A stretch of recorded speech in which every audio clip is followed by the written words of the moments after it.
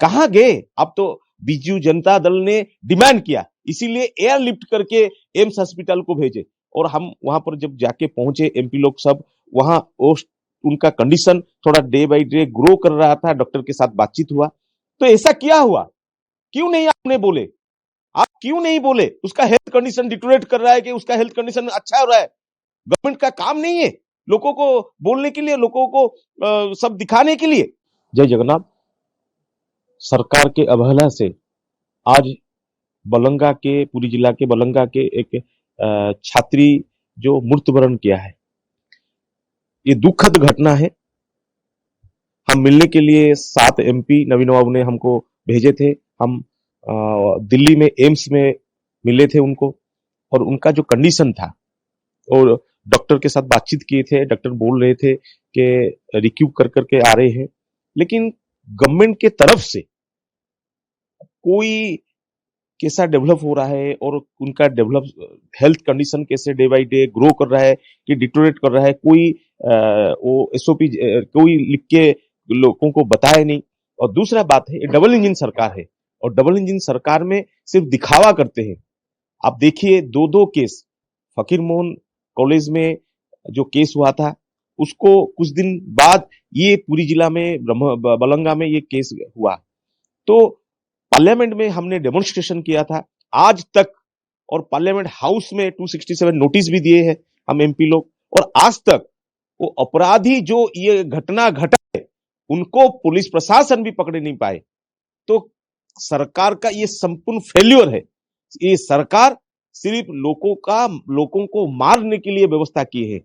कहां गए? अब तो बीजू जनता दल ने डिमांड किया, इसीलिए एयरलिफ्ट करके एम्स हॉस्पिटल को भेजे। और हम वहां पर जब जाके पहुंचे, एमपी लोग सब वहां, उनका कंडीशन थोड़ा डे बाय डे ग्रो कर रहा था। डॉक्टर के साथ बातचीत हुआ, तो ऐसा क्या हुआ?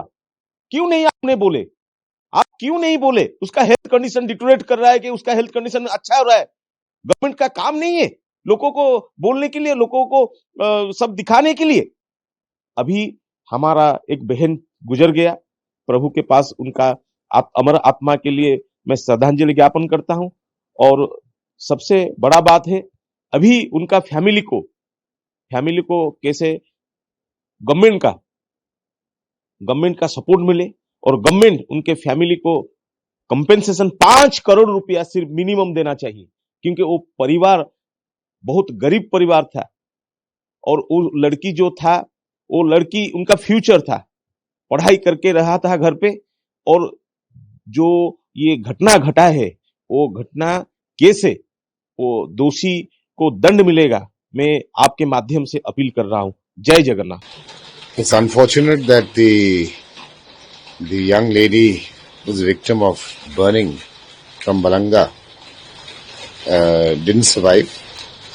It speaks on the growing crime against women in Odisha and the lack of political will in arresting and addressing this burning issue. My condolences to her family, and the government really needs to introspect to take serious action on violent crimes, especially those against women and children. After 14 days of treatment, and no epic has been arrested yet. What is the demand in BJP side? I mean, our MPs have gone and protested and met various authorities.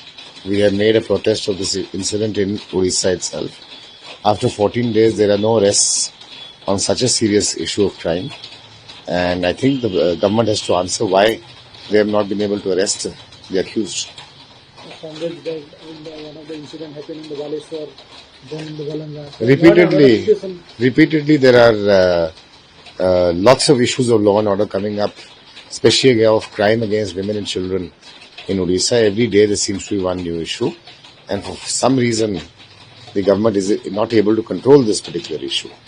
I don't know what is stopping them, but this is a crime against our women and our children and our daughters of Odisha, and I wish the government takes it more seriously and addresses the issue at the core. Of course, the law and order is a major issue, and the failure of law and order is a major issue in Odisha, and certainly whenever assembly is there BJD will raise it.